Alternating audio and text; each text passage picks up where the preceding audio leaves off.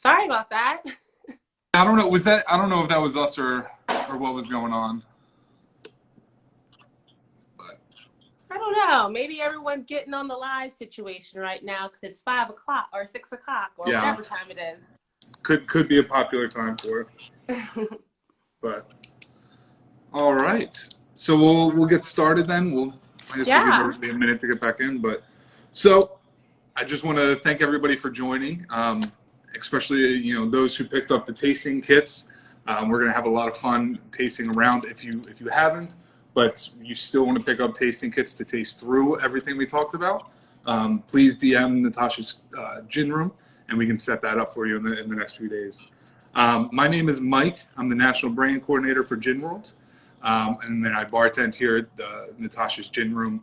We're hanging out with Aleka Ross, the Brand Development Manager for Hotaling Co, which has a massive gin portfolio, and we're going to kind of work through 6. We're going to talk about them and then taste them and kind of go through everything. So thank you, Aleka, for joining. My pleasure. Yeah, this is gonna be a lot of fun. This is our first kind of virtual tasting, so we're gonna have some fun. I know usually I like standing up or I'm squatting. I'm like, I'm going to sit down for this one. We got to get comfortable for this one. Yeah, well, I'm kind of like, I'm half on top of the sinks, I'm half on a stool, so we'll see how it works throughout. That's the bartender way, right? Yeah. But first, let's start with what exactly is Hotaling Co. Yeah. It's a huge portfolio of gins and a whole bunch of other stuff. And the name is kind of out there and all over the place, but what is it exactly? Yeah, so Hotaling Co, we are an importer and distiller. We are located in San Francisco, California, and we started with the birth of Anchor Brewery with Fritz Maytag. You might have known his last name, Maytag Appliances, Maytag Blue Cheese, and he literally really helped jumpstart the craft brewery scene as well as the distilling scene in the mid-90s. When everyone was drinking flavored vodka, he had the know-how to put out a big, bold, powerful 100% rye, which is Old Potrero, which was the first pot distilled rye. And then he came on the scene with Junipero, which we'll get into later, in 98, where, like I said, we were the first ones, or one of the first people out there to really break into those classic spirits. And then outside of that, we started going around the world and making partnerships with these brands that have been innovators and leaders in their categories. And then, Sorry. And that was you guys seem to find like, got sold. Yeah, Anchor Steam got sold, and then we changed our name to Hotaling. Yeah, you guys seem to really find small brands and really elevate them very well. Thank you so much. I mean, I always say that Hotaling, it saved me, in the midst of this huge world of spirits. They have a great team behind them that do a good job of just tapping into not just like the spirits, but the people in the market and knowing and what those people want. And we do a great job, like you said, of purveying the spirits around the world. So it makes it a lot easier when we walk into those bars with a bag full of stuff. Or multiple bags. Exactly. All right, so let's dive kind of right into this a little bit. So I want to start with Junipero. Yeah. Which I think is a great one to start with for a couple of reasons. It's very big, very bold, very flavorful, but at the same point, it was the original contemporary craft gin here in America, which I think is really quite interesting. It comes from, like you said, Anchor Distilling, which does things a little bit differently and a little bit uniquely. So can you talk about kind of the start of Junipero and Anchor Distilling a little bit? Yeah, for sure. So with Anchor Distilling, as we kind of touched on in the mid-90s, everyone was not really thinking about that craft cocktail scene. And so Fritz really took the advantage of putting out this big, bold gin. What's nice about it, we always say it's San Francisco strength. It's not Navy strength. It is not, hi, Natasha. It's not Navy strength, but it is a little bit higher than your regular gin, sitting at 98.6%. It's unfiltered. It has that bold juniper flavor, but it has a really beautiful silkiness to it to where you can cocktail or drink a martini. Yeah. So much of what Anchor Stilling did originally was very different with the first pot distilled whiskey, first 100% rye. How does that translate to this gin? Yeah, so this gin, it is unfiltered. If you see this little picture, that is actually the still that Junipero is still distilled on. I mean, when I say this guy is, it's a single still. It's as craft as it gets. We are sourcing our botanicals from all over the world, depending upon, what season has. Sometimes we'll get it from Italy because they have the best juniper. Sometimes they'll switch it up. It just depends on where our distillers really think. You have Bruce, Kendra, and Nick right there. It really depends on where you think they get the best botanicals are from. And then from there, like I said, it's unfiltered and it is a higher proof. So I think bartenders and the trade has really gravitated to that because of that. And then the juniper is really bold on the nose, but it doesn't overpower the distillate. Yeah. I think that's one thing. The first thing that I've noticed about it is that it does have that strength to cut through a lot of cocktails and really shine, but without kind of being too big and too hot where you have to kind of cool it off a little bit. So Junipero, so let's get into the tasting. For those who have the cocktail kits at home, go ahead and open up your taster, and we'll work through it together.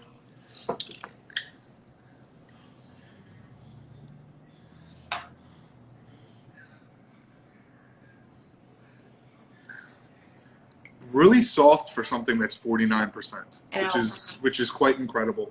A lot of juniper forward.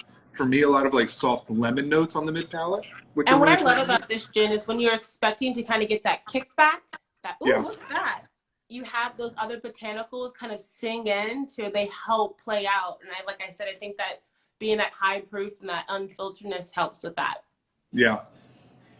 It's really, it's great in cocktails. It's really great in martinis as well. I think a nice vermouth really opens it up and calms it down a lot. Guys, as you're kind of tasting through or as you're watching, if you have any questions, right below me down there's going to be a little button that you can hit and send a question to Aleka or myself and kind of moderate. And so that way we can answer anything that you may have or maybe thinking. All right. So go ahead and taste. Let us know your thoughts. And this, in a last word, is so good. As I was saying, that high proof, it lends to mixability. A lot of times, sometimes if you have a gin that is too, maybe citrus for it, which we want in another type of cocktail. Yeah. This does a good job, like I said, of letting those different flavor components really play together well, but you still get that good gin backbone.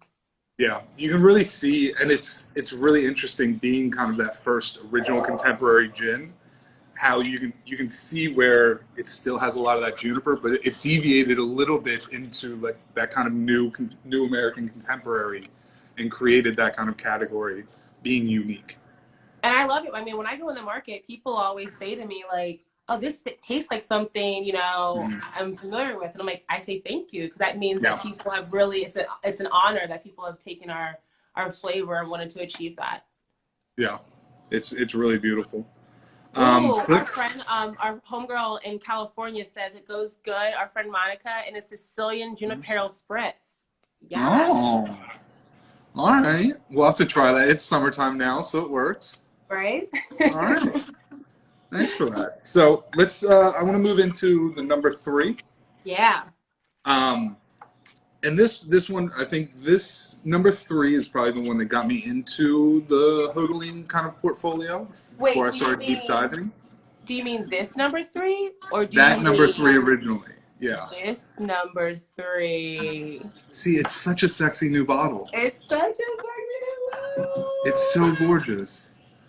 I know. I love it so much. We still haven't gotten any of the news at the gin room. We're still working on the old one. I love it so much. I can't wait to have them. They're going to really shine on that back bar. They're going to look absolutely gorgeous. But number 3, it's that London Dry that is done. It seems like it's done with such kind of intention, consideration, and kind of care. Can you talk a little bit about the time that it took to come up with this recipe and how they worked through it? Yeah. So with number 3, we really wanted to make sure that it was a London dry that was an embodiment of a London dry. And when I say that, nothing too crazy with the frills, just crisp, clean, a little bit of juniper, some citrus, and that's about it. In fact, when they went out to make London dry, or I'm sorry, number 3, it was a team of people. It was Dr. David Clunton. He's actually the only gentleman in the world to have a PhD in gin. So he knows a little something, something. A little bit. And they also called in with top bartenders from the UK, journalists, spirit writers. They really wanted to make sure number 3 was going to be a gin that everyone wanted to gravitate towards. We decided to go to distill in Schiedam with the Dykhyper distillery. The reason why we decided to do that is because in Schiedam and Dykhyper distillery, they've actually been distilling for over 3 centuries. And Schiedam Hallam is to date one of the place where we first find gin. And so that was kind of one way of us to homage that. And as you can see, we have that really beautiful enclave in our stills. Everything's super traditional with them. Yeah, number 3 has what, 6 botanicals, correct? It has 6 botanicals, yeah. Juniper, coriander, grapefruit, lemon, cardamom, and angelica root. Yeah. And they're from all around the world, like the angelica root. That one is from Poland. The orange is from Spain. The coriander is from Bulgaria. Cardamom is from Guatemala. So it's, it's a gin for around the world. Very fitting of our portfolio. Yeah. Well, and I think that kind of internationality in botanicals really speaks to the creators and the designers picking the best that they thought for this specific juice. Absolutely. Mm-hmm. Now I want to get into this new bottle a little bit. Yeah. First, I want to. So this is something interesting that you taught Natasha and I today. The key on the old bottle opens up the distillery. The St. James Street, the Berry Brothers and Rose, St. James Street. It's kind of like a private club. They have events and stuff there. So if you can get it off, half the battle. But that's really cool. Yeah, it's really cool. And then what we decided when we kept the same key. Unfortunately, I dropped my bottle, so my bottle, my key fell off. But kept the same key. It's when you grab it, it's nice and tall and skinny. It's 3 sides to represent number 3 with the juniper, the citrus, the spice. Transparent, so you can really see through the boldness and clear and transparency of our liquid. And like I said, we really want to show the clean and crisp flavor of a London dry. And I just think when you look at this bottle, you get really thirsty. Yeah. We also have the royal wards on the necking of the bottle, which is really an honor. So yeah, it's a gorgeous new bottle for a gorgeous juice. Should we taste it? Yes, let's try our number 3.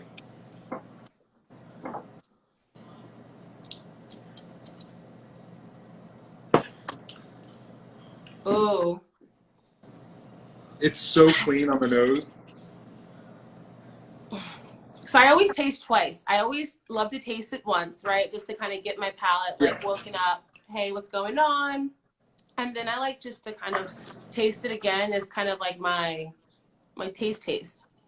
And I think that's really important to actually say. It's something that when we do flights and stuff at the gin room, we teach to take a small sip first, acclimate your palate, and then take a larger sip second. And then really breathe out, act like you're chewing, because it gets your brain thinking, okay, we're ready, we're about to taste something, our memory is about to kick in. And this reminds me of nothing but good times and a gin Ricky. Oh my God. Yeah. Yeah. See, I love this in a perfect martini. I feel like it's absolutely gorgeous. And it's actually, Absolutely. out of all of our gins, and out of it's, so at the International Spirits Festival, they have a best in class where they take all of the best categories, they put them up against each other. And Yeah. number three has not only won best gin at that competition 4 times, it is also the only gin that has won best, gin, like best master spirit. It beat Wow. every other spirit.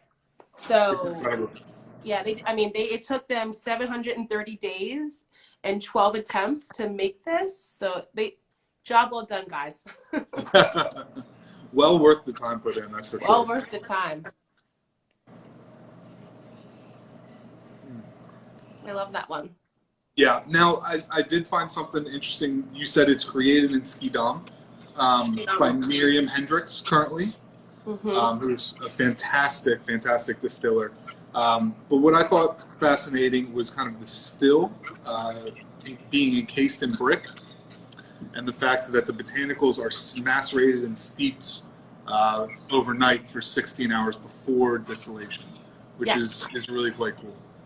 Yeah, it's really a meticulous process, and then after Yeah. that, it's 7+ days for that distillation. Yes. So, and if for people out there, when you take a distillate, and the longer you take that distillate to distill it, the cleaner that spirit's going to get. Obviously, it's not good for yields because you want to get it in that bottle so you can get it on the shelves. But what it results to is a spirit that is so crisp and clean, and like you said, something that just bites through so nicely, and it goes well with martinis, cocktails, by itself. Yeah, it's really a well-rounded gin that's able to showcase in a lot of different styles and cocktails and martinis, which is really beautiful. And it has a good weight to it as well. That type of distillation, that old style distillation, that copper, it does a good job of rounding that spirit out, giving it some weight. Yeah, it sits on your palate, and it kind of stays there. That palate weight, it soaks into your tongue and cheeks, and it just kind of lasts, which is really quite beautiful for a gin. All right, so let's move into Nikka. I love Nikka. It's absolutely incredible. I don't think I've put it in a cocktail. I've always been a martini or a neat person because I think it has so many kind of delicacies to it. But I guess we'll get into that. Now, do you love Nikka or do you love the coffee in Nikka? So let's talk about that. So Nikka, for those who don't know, it's Nikka Coffey Gin. There is not coffee in the gin. Let's talk. So what is the coffee still in the coffee series?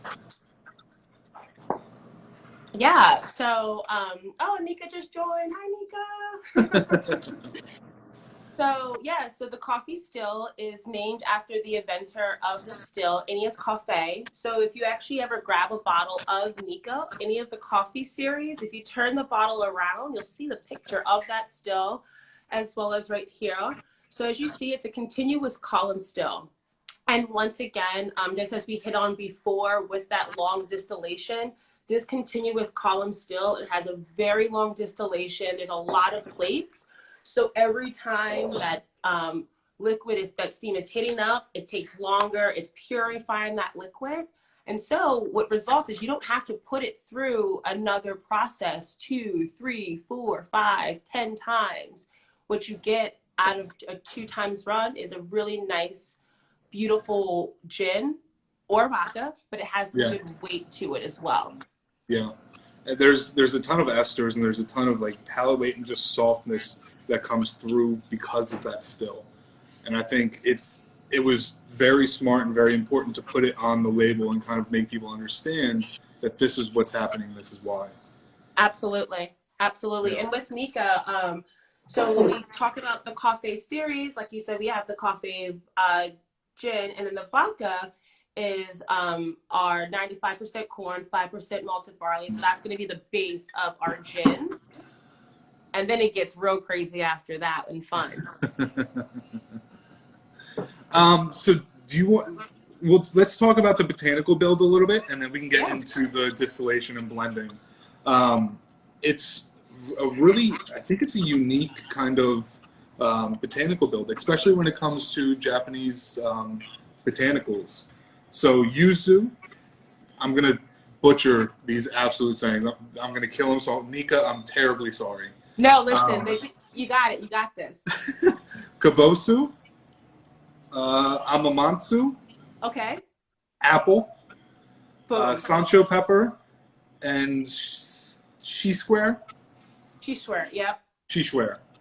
I had Nikka, they were in town before all this happened. And Yeah. so we would do a quick fire and then we'll be talking mid conversation. And I'd be like, Sanchu, Adamatsu, Kabatsu. Yeah. Well, and by the way, thank you for bringing Amiko over to Ginworld DC. It was absolutely, just being able to listen to her Our pleasure. talk Thank you for having was us. absolutely incredible. But every time she would say all of them, she would speak so quickly. Like, oh, yeah, I've got no idea. Yeah. My notebook had really weird letters going in there. You should see my iPhone notes. It was definitely not how it's spelled.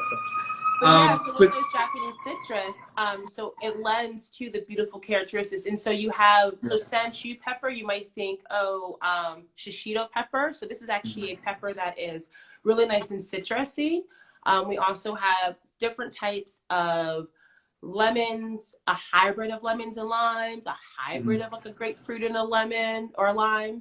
So it's really complex. And as you said, we have apple in there. And apple is to kind of give a nod to the early days of Nikka.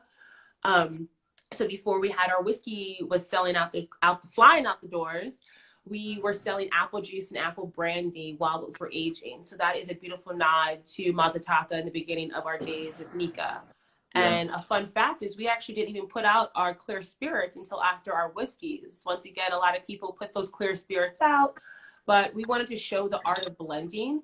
And so, like I said, this is a blend of a malted barley and a corn, all done on that coffee still. Yeah. And what's really special about these blends is, got cut off. But as you can see, this is 3 gins that are combined into one. So what we do is we take all of our Japanese citrus, we put those in a still and we vacuum still them, boom, distill that gin. We take all of the spices, distill that. And you take all the other traditionals, distill that. And then we blend at the end. So you're really getting the maximum characteristics of each of these different types of botanicals.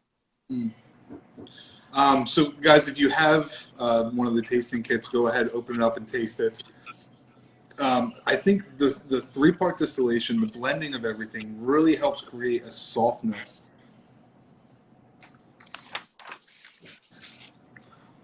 It's absolutely phenomenal. So I always like to play this game. What's the first?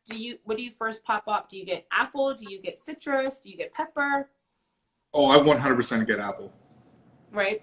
Immediately, right in my face, I get apple, and then it goes away almost just as quickly. And I get left with like the yuzu and then lemon. And then I start to get like the peppers and some of the other Japanese botanicals.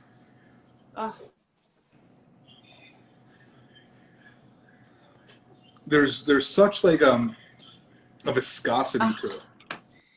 What I love about almost like a thickened is water. I know, right? And I'm getting excited, but this is like not for the camera. I really do get this excited about our gins because each of them are so different and they're so good. Yeah. They all have something completely separate and unique to bring to the table. And if anybody out there has never had Nikka, I highly recommend picking it up. For me, I drink it in a martini with a little bit of vermouth or just in a glass on a rock. It's absolutely fantastic. So I'm going to scroll real quick. We got someone saying, oh, yeah, Natasha's so good for perfect martinis. Yeah. We have Ascari said this may be his favorite one yet. Ooh. So we have a question. Any cocktails with apple to feature the Nikka coffee? I mean, I want to leave this to you, Mr. Bartender. Yeah, I mean, using for me, and it's tough because there are cocktails and stuff you could do with apple. Um, but I think Nikka, I'd be scared to put it in there because I feel like I'd lose some of it. Um, but the one thing that I've really been getting into is vinegars. So maybe a cocktail with apple cider vinegar would kind of help bring forward instead of covering. Or maybe like I think that's Tasha there that says apple garnish I on a was thinking like an martini or apple something like that. spritz too. Yeah. Like or like what's a French 75. Mm, Something simple, and then maybe just throw a little bit of fresh pressed apples. yeah. A little muddled before. Yeah, there you go. Mm, that's really Yum. beautiful.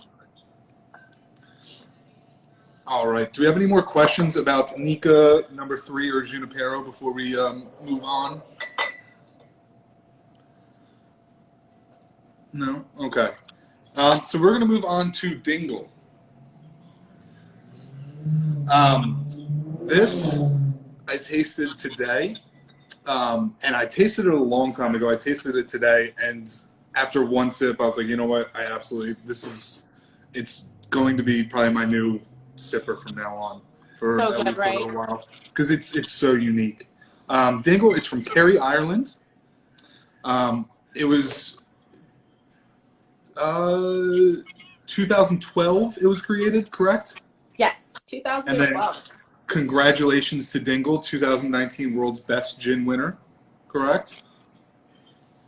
Yes, you are correct. I always like get. I can see right through you because this bottle's so crystal clear. Yeah. And that's such a remembrance and a nod to the water source that they're getting their water from. Mm. Yeah, which is very important to them. Do you want to talk about that a little bit? Kind of the distillation and the water source that they have there? Yeah, so Nikka, sorry, Nikka, I'm looking at Nikka and they're like, I'm like, hi. Dingle, they get their Nutri-Grain spirit and they bring it in. What's really nice about, they have this beautiful still, Oyster still. It's a copper pot still. Once again, as we had touched to before, that copper pot gives it a good weight. And then they go 240 feet below their distillery and they get fresh well water. The county Kerry, it sits, this is literally the view out of the distillery. Wow.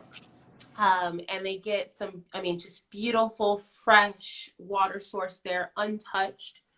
And so I think it really highlights that in all of the botanicals that they source from around the distillery, that being bog myrtle, heather, rowan berry. They really touch on things that are indigenous of their region. Yeah. Now, they were the first distillery to open in Ireland or first independent distillery to open in Ireland for quite some time, correct? They were, yeah. So for many years, there were two big distilleries that were pumping out whiskey and doing the thing, which was really great. You know, and Dingle is so appreciative of those bigger houses because if it wasn't for them keeping the spirit of Irish whiskey alive, it wouldn't have forged the way for them to be able to put out some world-class spirits. So they were the first independent distillery to come to market in 2012, and then they are doing everything from the ground up. What's really beautiful about their whiskeys, they have their batches are labeled one, you know, starting from batch one, and then their gin. It was honestly kind of a beautiful mistake. You know, they always say sometimes some of the best things happen from mistakes. It was they weren't looking to make a world-class gin. They were just looking to kind of put something out to help supply the pubs in the area and get the word of Dingle out there. And like I said, source the distillery while they're getting their stuff aged.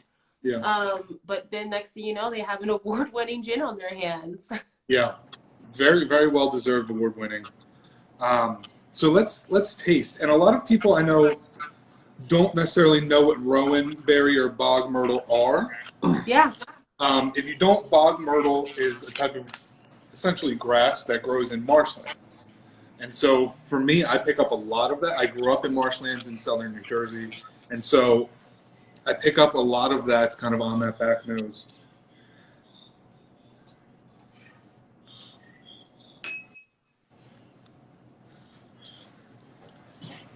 really elegant. It's very citrus and floral on the nose, and then very soft and subtle on the palate. Really nice savoriness on the back end, I think. And I don't know if that's just me.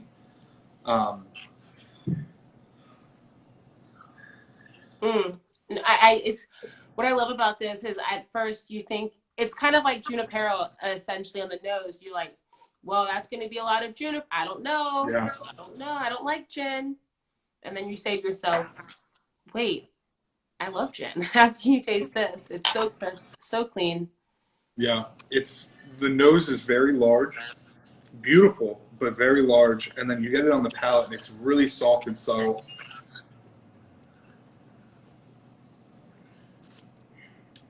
But still very full bodied.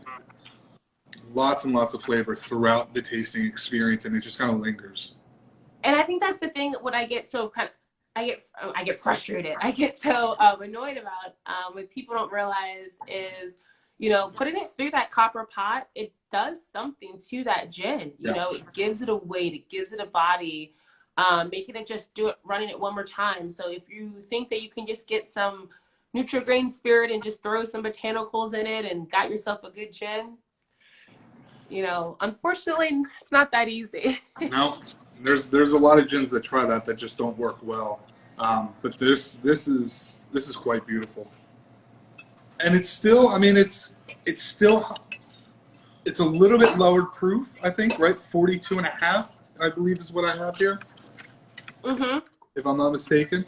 Yeah. And they chill filter first before they pre-cut. They do. Correct? They do. A 24-hour maceration of the botanicals and spirit is a long maceration and steeping process. It is, and they also do freshly cut and wash the Nutri-Grain spirit with that fresh well water. So once again, you're cleaning that spirit up too. Yeah. We're not just bringing in some Nutri-Grain spirit and just seeping it in botanicals. We're cleaning it up and putting it and tasting it, and then going about the gin process. Yeah, it's really quite a beautiful juice. But I want to say hi to Beardy Dave, I think from Dingle, correct? Who's joined us here, so that's awesome. How's it going? Nice. So let's move on to Ungava. Ungava. Yeah, first things first, this color is striking. It's it's incredible. It's such a unique color. Such a unique yellow. So Ungava is from northern Quebec, right? From the Ungava Bay. Yep. So what does Ungava, what's that word come from? What's that mean? That is an indigenous Nordic word,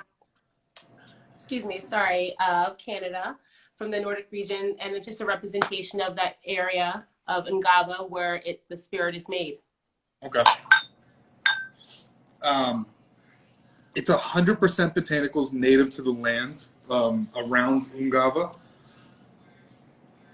And then the craziest thing for me is that there's only 3 weeks of harvest in the botanicals. Yeah, so, and that's based, traditionally there is 3 weeks. After we had a conversation, I reached out to Dr. Don just to double check that. Because of global warming, it has sped up to around, now we have an extra month. Okay. 4 weeks now. It used to be shortened, but yes, but it's all based upon the weather. But yeah. Even still, that's an incredibly short period of time to harvest and distill. That's true, yeah. And then they distill fully from local corn? From local corn, yes. And what's really special, the Nutri-Grain spirit is coming from the Hiram Walker Distillery, which is the largest distillery in North America. And when I say they inspect this corn, it is, as we know, a lot of the bourbon gets the best corn. And since they produce so much rye whiskey up there, they're getting some of the best corn you can get, and rye and grain in the world. Yeah. And so they're getting premium corn. I mean, they inspected. If one handful is off, that whole batch is off for them. Yeah, sure. So from the minute detail to the corn, and then like you said, they are sourcing all these Nordic botanicals from that area, micro batch distilling, really small distillation.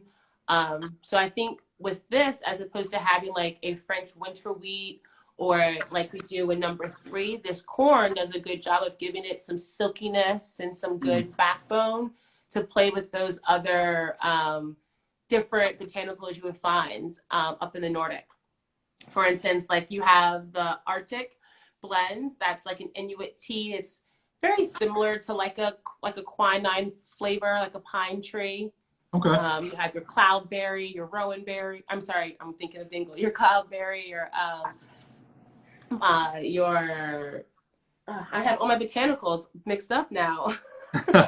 I have down rose hip. Rose hip. I'm thinking. Yes, I was going to say something else. Yes, rose hip. So And that's cloudberry really is something that's very indigenous to that area, correct? yes.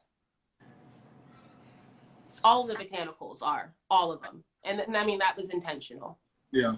And then everything's macerated post distillation.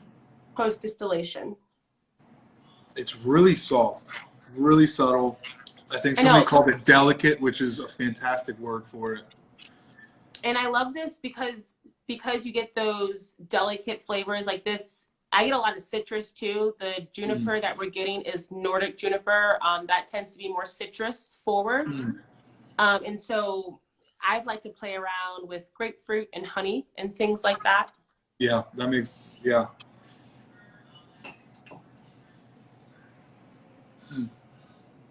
It's really quite fantastic.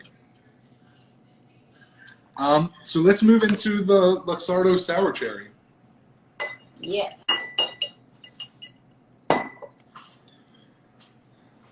So I know everybody kind of knows what Luxardo is, and the company is absolutely massive. Something I learned recently was that it wasn't actually started in Italy. It was started in Croatia and in 1821, and then moved to Italy later on. Yeah.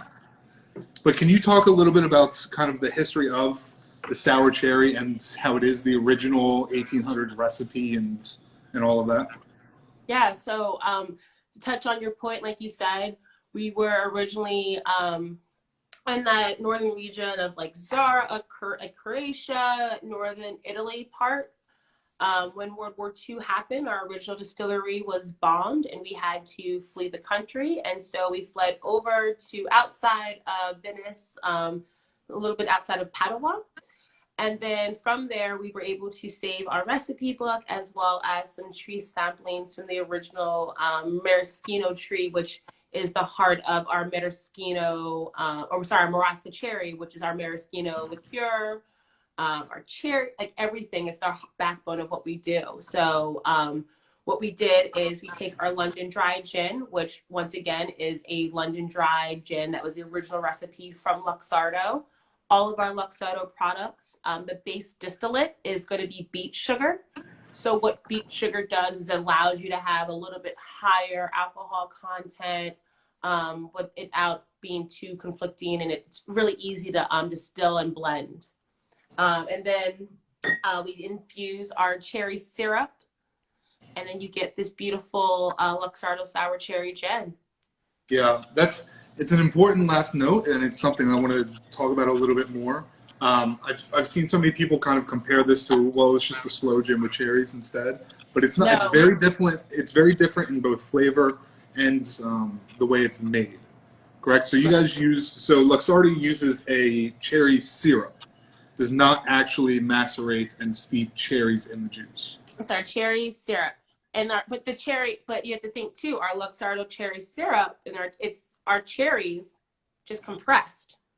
You know, with a little bit of sugar just to bring out that like an oleosaccharin essentially. You know. Yeah. But I mean, nothing that we do is artificial. You know, and that's the beautiness of the product. It takes a while for those cherries to get made, but I think this is like kind of like the lesson with all of our stuff.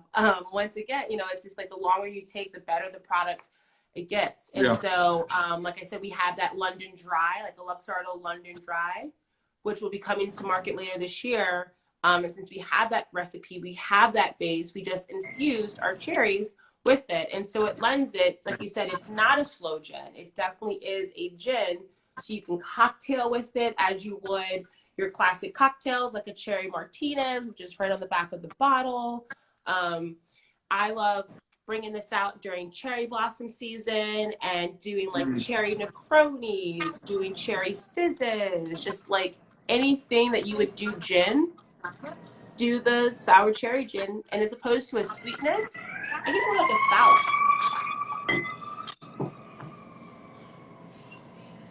Yeah, if you guys, if you have the tasting kits, please go ahead and taste. It's absolutely like you expect it, and this is probably not best thing to say, but you expect it to be sweet, and it is very not sweet. No. There's a little bit there on the palate, but it is very sour, very tart, in an absolutely fantastic way. And if you taste like the cherry, so the cherry is the Maraska cherry. And fun fact, in 2013, so as I say, when we took that tree sampling and we relocated it to where we have our trees now, when you relocate it, it becomes a new, species derivative of that original species. So our cherries now are actually Luxardo Maraska cherries. So it's legit a Luxardo cherry that you are eating. That's awesome. Yeah, it's really cool. It's the time and the precision. I love this gin so much. Well, there's a surprising amount of juniper in this. Yeah, I think that's the biggest thing for me, is that it does still hold as a gin. And I get some like conchina as well, like that for me, a little bit of licorice. But yes, I can't. I love how I cannot stress. It's a gin. It's so good. I love it so much. Now you said something earlier when we were talking, was that you use soda instead of tonic with this. Yeah, I like to put soda, or if you do have a tonic, maybe something like a grapefruit tonic or a flavor like an elderflower, something where that quinine flavor isn't so much. For my personal taste buds, remember everyone's different. I just find that the sour flavor sometimes goes better with soda and lemon as opposed to tonic and lime. But now that you're quarantine, it's your opportunity to grab a bottle and experiment yourself. Yeah, absolutely. So I think that's all of the tastings. But there's two more gins that's Hotaling now has, and it's Lei Gin. We have Lei Gin by Christian Druon. So what is Lei Gin exactly, just quickly? Yeah, so Lei Gin, Christian Druon, for those who don't know, is they are our Calvados supplier and maker. So if you can only imagine the beautifulness that Nikka has with that apple influence, think of what a gin with apple and pear. Micro batched, done on a pot still. It's beautiful. And then we also just got a new gin from IVHL Karun. Yes. Fantastic gin. Also has apple. Yeah. Also has apple. Yes. I know. We like to kind of keep all this crazy, unique citrus together. They're ours. But thank you very much, Aleka, for joining, and thank you for all the information and everything that you guys are able to give, and all the education that you guys really push forward. It's important. Absolutely. Do you mind two things? One, someone asked, is Lei Gin in the Missouri market yet? So if you guys go to hotalingco.com, we actually just installed like a fun locator, a product locator. And then another thing too, I'm putting up my Venmo on my Instagram page. So if you guys would love and tip him for his awesome time, or any bartenders out there, we've had 1, 2, 3, 4, 5, 6 gins. So that's 6 drinks that we can tip you for. So I'm going to throw that up. My Instagram is Aleka on the Rocks. So yeah, if you on my feed, please swipe that. And I really appreciate the opportunity for sharing our love of our Hotaling Co gins. Yeah, and anybody out there who is in the St. Louis market and wants to try more, this weekend, Friday and Saturday, the Gin Room does to-go cocktails and bottle sales. We'll have all of these available, a couple of them in cocktails, but all of them available for bottle sales. So please check us out. You wanna hop in? Hello, everyone. Thank you all for joining us. I hope you found this quite educational.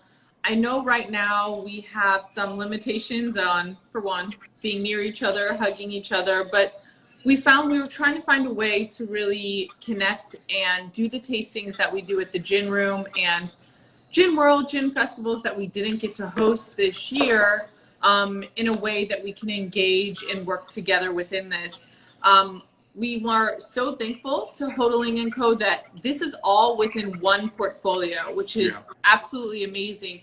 These are gins from Ireland, Japan, Canada, Italy, all over the place with such a range of flavor profiles. What we always like to teach is gin. There's not one gin for everybody, but there is a gin for everyone. And really understanding the massive range and spectrum that gin can showcase for you. As we were reading through your comments and things, there were some that had some favorites within it, or we were saying their favorites, second, third, fourth. And really, you were just tasting gin straight. Gin is really meant, some are sipping gins, but gin is really meant to be in cocktails or in martinis or diluted down or ice or chilled a little bit. So what we are doing this weekend, we will be having some of these in cocktails applications this weekend, some martinis this weekend, but really, you know that you can buy these bottles. If you can't find them in your local retail stores, the Gin Room has our ability to sell as well.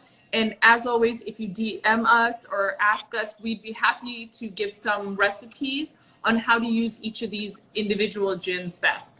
So as always, we try to be as educational as possible, and we really appreciate your time today. Thank you to Aleka, who has joined us from Washington, D.C. She is not part of our market here in Missouri, but we stole her away. I think Ginworld may have stole her heart, that she is now ours.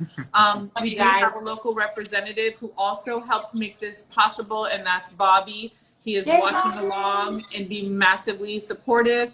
And please just both under Aleka's Instagrams and also overall Hotaling Co. Their website is insanely informative. They have education sheets on every single one of these gins, and so you have every resource you would need. But I'll sign out, and good to have you all.